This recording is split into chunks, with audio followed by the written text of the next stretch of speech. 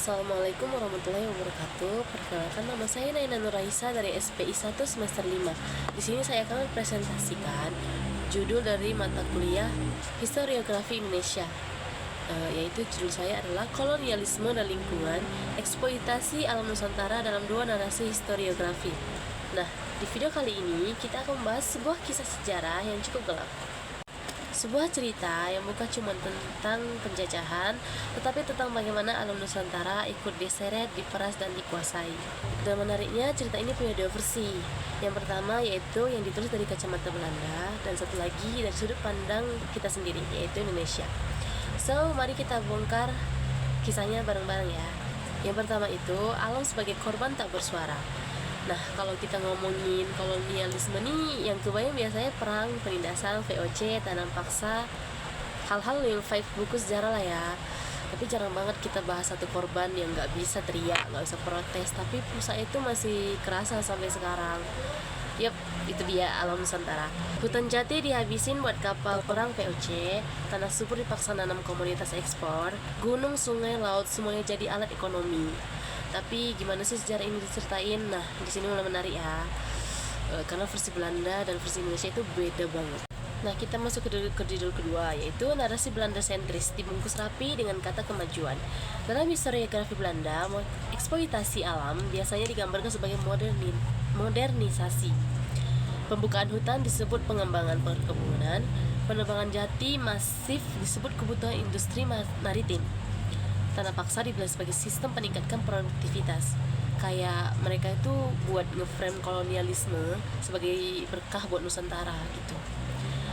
Seakan-akan Belanda itu datang buat ngajarin cara ngatur alam, bukan buat nguras habis-habisan gitu loh.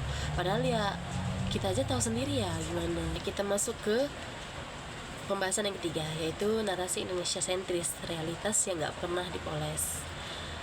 Kalau versi Indonesia ini gimana ya? Karena dari sudut pandang kita ini, eksploitasi itu bukan tentang kemajuan ya, tapi tentang perampasan.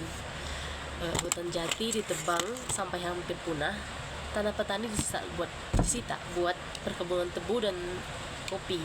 Lahan-lahan rusak karena eksploitasi jangka panjang, dan rakyat dipaksa kerja, dipaksa ikut sistem, dipaksa berubah gitu.